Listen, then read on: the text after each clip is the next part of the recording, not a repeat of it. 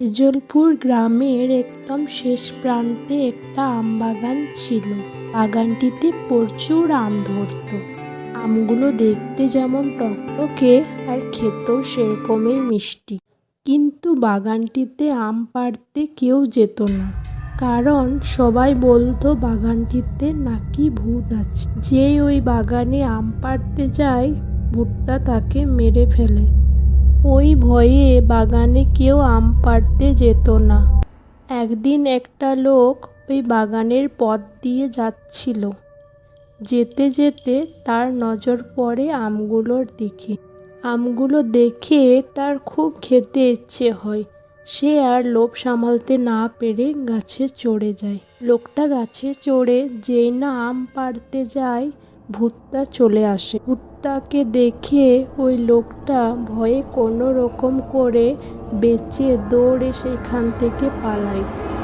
সে গ্রামে এসে সবাইকে ঘটনাটি বলে। সেখানে মহেশ নামে একটা ছেলে দাঁড়িয়েছিল। মহেশ অনেক বাহাদুর এবং বুদ্ধিমান ছেলে। সে বলে ওঠে, ভূত বলে কিছুই হয় না, ওখানে নিশ্চয়ই অন্য কিছু দেখে হবে। গ্রামের লোক বলে, তুই এখানে ছোট ছেলে, তুই কিছু জানিস না। ঠিক আছে, আমি ওই বাগান থেকে আম পেড়ে নিয়ে আসছি, দেখি কোন ভূতটা আটকায়। মহেশ চলে যায় আম বাগানটিতে। বাগানে ভূতটা আম গাছে বসেছিল। মহেশ ভূতটিকে না দেখেই আম পাড়ার জন্য ঢিল ছুঁড়ে দেয়। ঢিলটা গিয়ে লাগে ভূতের শরীরে। এর সঙ্গে সঙ্গে ভূতটা নিচে পড়ে যায়।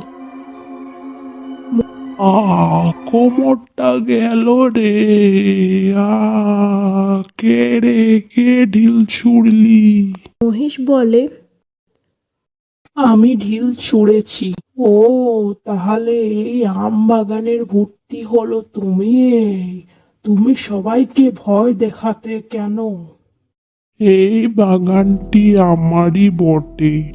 ওই বাগানে আমগুলো খেতে খুব মিষ্টি, যার কারণে সবাই পেড়ে নিয়ে চলে যেত।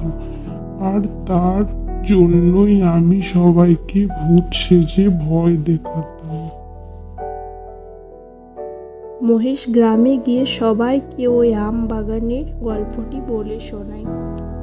বন্ধুরা, যদি গল্পটা ভালো লেগে থাকে তাহলে ভিডিওটা লাইক এবং চ্যানেলটা সাবস্ক্রাইব নিশ্চয়ই করবেন। ধন্যবাদ।